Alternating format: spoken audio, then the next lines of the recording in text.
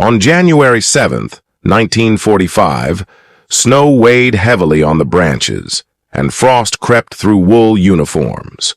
For days, the men of the 551st Parachute Infantry Battalion had battled hunger and exhaustion. Their boots were frozen stiff, their feet wrapped in burlap or whatever scraps they could find, as their winter gear never arrived. Ahead of them lay Rochelinval, a small village on high ground, the last crossing point for retreating German forces. Taking it would cut off the enemy's escape route. At the front, with frost clinging to his helmet, the battalion's leader, Lieutenant Colonel Wood Joerg, gave one final order: take Rochelinval, no matter what. A shot rang out. Whether it was a misfire or an accident made no difference. The German response was immediate. Machine guns opened fire across the snowfield, dropping men where they stood. Mortars shook the ground. Outnumbered and under fire, the battalion pushed forward to Rochelinval, where their final battle had begun. The 1st Battalion, 551st Parachute Infantry Regiment, had been activated on November 26, 1942, at Fort Caba in the Panama Canal Zone. Originally, they were meant to prepare for an invasion of Vichy-controlled Martinique, a key resupply base for German U-boats in the Caribbean. From the beginning, the 551st was filled with unruly individuals, marked by frequent absences without leave, brawling, and heavy drinking. But when Lieutenant Colonel Wood Joerg took command, everything changed. Known for his loyalty, discipline, and strong sense of duty, he quickly earned the respect of his men by leading them rather than trying to break them. One of his favorite sayings was, "Get off your ass," a phrase that quickly became the battalion's motto. Soon, they began calling themselves the GOYAS. When the Martinique operation was canceled, the battalion found itself without a clear mission, despite months of rigorous jungle training. Like many non-divisional units in the U.S. Army, the 551st was frequently shuffled between commands. In the summer of 1943, they were brought back to the United States to train for airborne operations. Security was tight. No insignia, no tattoos showing affiliation, no leaves off base. Later that year, at a training camp in North Carolina, Lieutenant Colonel Rupert Graves abruptly replaced Joerg. The two men couldn't have been more different in age, personality, or leadership style. Discipline quickly collapsed. AWOLs increased while those who stayed trained intensely, even experimenting with glider deployments. The trials ended disastrously, with flimsy gliders falling apart mid-air and men dropping out unpredictably. Eventually, Joerg was reinstated. Finding the battalion in disarray, he offered a deal to the jailed soldiers. Fall in line, and he'd get them out. The men accepted, the unit was restored, and with Joerg back in command, they were finally sent to war. Although the GOYAs arrived in Italy, they didn't see combat there. Instead, they were assigned to Operation Dragoon, the invasion of southern France. On August 15th, 1944, at 6:30 p.m., they jumped into combat as part of the 1st Airborne Task Force. It was the first daylight combat drop of the war. Parachutes filled the sky above the French Riviera, with some troopers landing far from the intended drop zone. Scattered but resolute, the GOYAs regrouped, secured key roads, and moved north, cutting through German lines. The next day, they advanced 4 miles and were the first American unit to enter Draguignan, liberating it before the main force arrived. As they moved through the town, gunfire echoed in the streets. 4 GOYAs spotted a Nazi flag on a government building. They rushed in and found Major General Ludwig Beeringer inside. He was quickly captured, and the men raced to the roof to tear down the flag, the first captured by American forces in southern France. The battalion continued east, liberating Nice and then spending 3 harsh months in the French-Italian Alps. The terrain was steep and rocky, and the weather grew colder with each passing day. In late November, they were pulled out and attached to the 101st Airborne Division, heading north to regroup in France. But then the Germans launched a massive offensive, and the GOYAs were thrown back into combat. Germany, after 5 years of war, was rapidly losing ground. Yet Adolf Hitler, isolated in his headquarters, still believed a single bold move could change the course of the conflict. Pointing to the Ardennes on a map, he proposed an offensive to split the Allied forces, seize Antwerp, and force a peace agreement in the West. His officers were skeptical. Blitzkrieg tactics were no longer feasible, and Germany was fighting on two crumbling fronts. Nonetheless, the plan moved forward under the deceptive name Wacht am Rhein, Watch on the Rhine, to suggest a defensive posture. Field Marshal Walter Model's 5th and 6th Panzer Armies were assigned to attack a lightly defended American sector composed of new recruits and exhausted veterans. Allied command, believing the Ardennes too rough for a major assault, had repositioned key units elsewhere. The worst winter in decades only strengthened that assumption. But on December 16th, the Germans struck, launching the Battle of the Bulge. Thick fog and snow grounded Allied air support. The defenders, surprised and outgunned, fought desperately to hold the line. Eisenhower responded by rushing in reserves. As the German attack intensified, the 551st was ordered to reinforce the northern flank near Werbemont, Belgium, under the 82nd Airborne Division. What should have been a 4-hour journey took 2 full days. Between December 19th and 20th, the GOYAs battled roadblocks, artillery, enemy aircraft, and snowstorms. Their toughest obstacle, however, was the constant stream of retreating American forces fleeing in fear in the opposite direction. By the night of December 21st, the 551st finally reached Werbemont. Assigned to the 30th Infantry Division, they were ordered to leave behind their heavy overcoats and overshoes to stay mobile, with the promise that their gear would catch up to them later. It never did. This marked the beginning of their grueling 2-week ordeal, constantly shifting between units and fighting both the enemy and the relentless winter. On December 22nd, Eisenhower sent a message to all troops in the Ardennes, urging them to turn the German gamble into a crushing defeat and to focus on destroying the enemy in every possible way.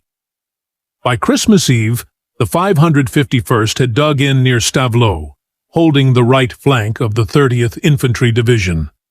The paratroopers, more used to descending from the sky, now found themselves stuck in the frozen woods, attached to a conventional infantry unit and feeling out of place. Temperatures dropped to 0 at night, forcing them to stay in their foxholes, left with little else but fear and suspicion. Rumors circulated of Germans sneaking past the lines, of enemy soldiers in U.S. uniforms driving captured jeeps, and of Tiger tanks moving in the dark. True or not, these whispers kept nerves frayed.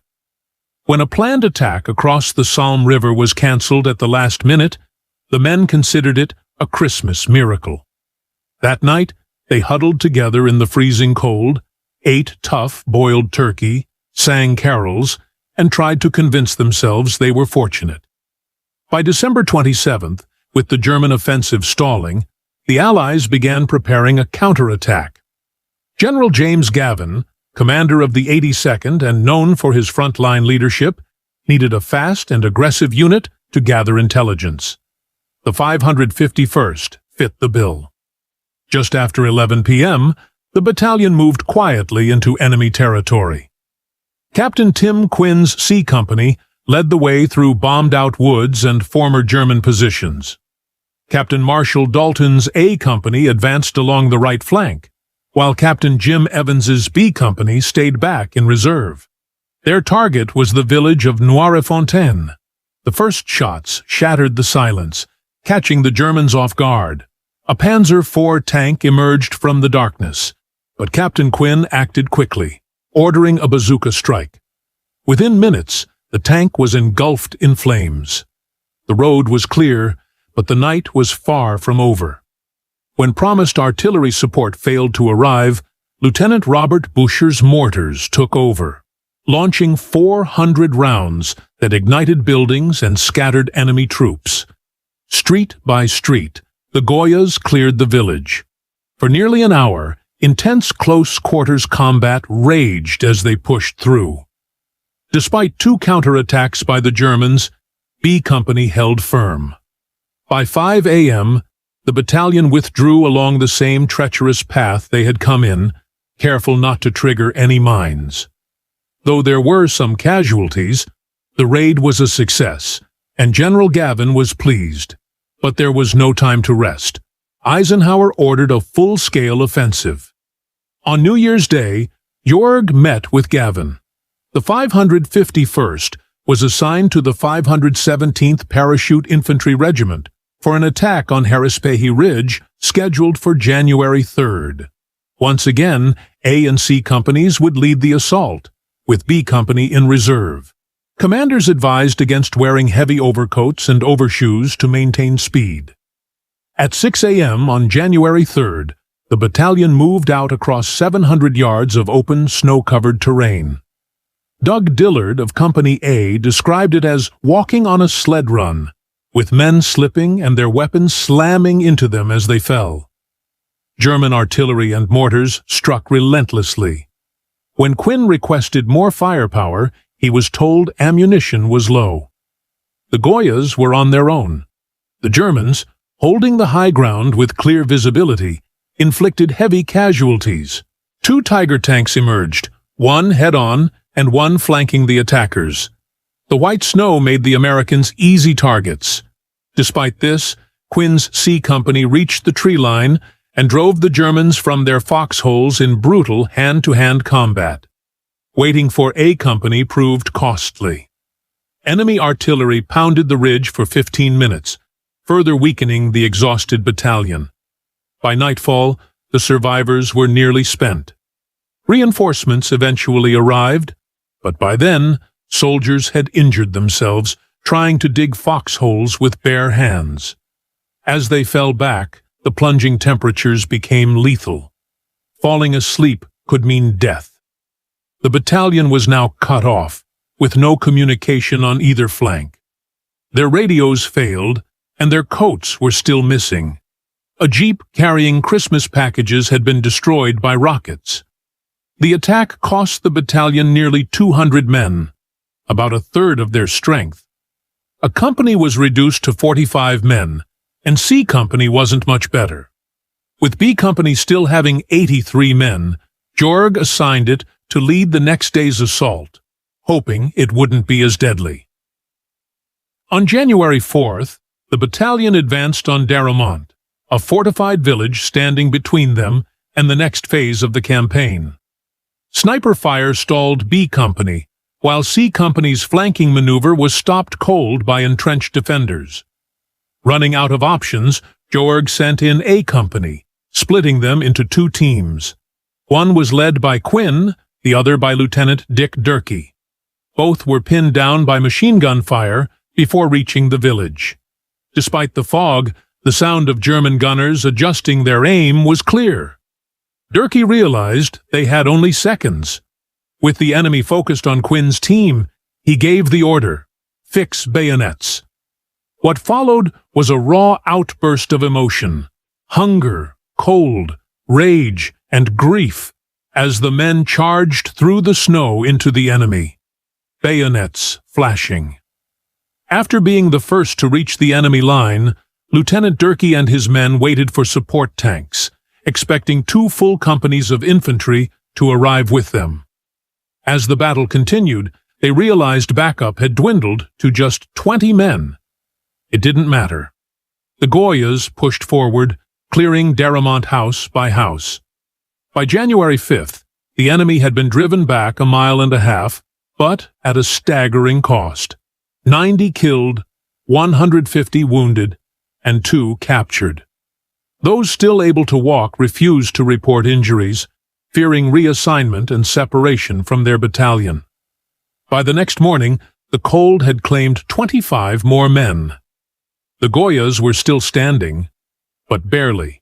As the Americans pressed on, the Germans retreated across the Salm River, abandoning position after position.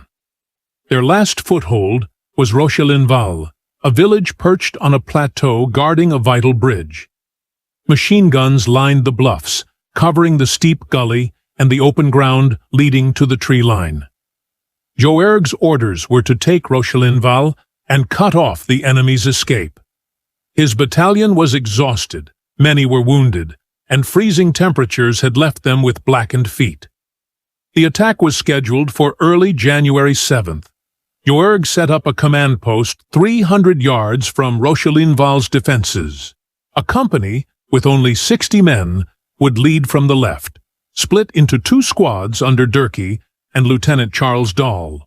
On the right, B Company, led by Lieutenants Charlie Buckenmeyer and Joe Keenley, would attempt a flank. C Company remained in reserve near Joerg's post. Knowing the state of his troops, Joerg tried securing artillery support, only to be denied. After personally intervening, he managed to get 4 shells launched, but they did little damage. As the battalion moved into position, German preparations could be heard through the cold air. Durkee steadied himself, ready to lead once again. Everyone knew this could be the fight they wouldn't walk away from. At 6:30 a.m., a misfire shattered the silence, triggering the assault. Tracer rounds flew through the air. Booth was cut down by machine gun fire almost instantly. Durkee led his men through a brush-lined lane into Rochelinval, where German fire pinned them from all sides. One man fell after only a few steps. Another grabbed his weapon and fired furiously before he too was cut down. Durkee grabbed a bazooka from a fallen soldier and took out the machine gun nest. He and Dahl crawled forward, but were soon targeted by a sniper. A thrown grenade fell short, and as Durkee turned to signal for cover, he realized Dahl was down. Calling for reinforcements, he received a heartbreaking response from Private Pat Casanova. There was no one left. Only 2 men stood beside him. First Sergeant William Harper of C Company threw a grenade at the same gun that had decimated A Company. Lieutenant Colonel Joerg left his foxhole to assess the situation, but was caught in a barrage of artillery. A shell detonated above him, and he collapsed into the snow. The news spread rapidly. Joerg, the battalion's heart, was gone. The GOYAs, usually defiant, felt defeated for a moment, but the battle raged on. With Joerg gone, Major Bill Holm took command and ordered B Company to continue the attack. Despite mortar fire, they pressed forward. When enemy troops charged, the GOYAs met them head-on in brutal close-quarters fighting. C Company stormed a machine gun nest and eliminated its crew. By mid-morning, the Americans were still under heavy fire. At 11:30 a.m., a lone U.S. tank arrived. Though its turret was jammed, its presence was enough to unnerve the enemy. The deception worked. The GOYAs entered Rochelinval, fighting house to house until the 183rd Regiment of the 62nd Volksgrenadier Division finally surrendered around noon. Over 400 prisoners were taken. Although they succeeded in capturing Rochelinval and eliminating the last German bridgehead for 10 miles, it came at a devastating cost. The 551st had suffered over 94% casualties, the highest rate of any battalion in the Battle of the Bulge. When they were relieved on January 9th, only 14 officers and 96 men remained out of the 643 who had started. The battalion was officially disbanded.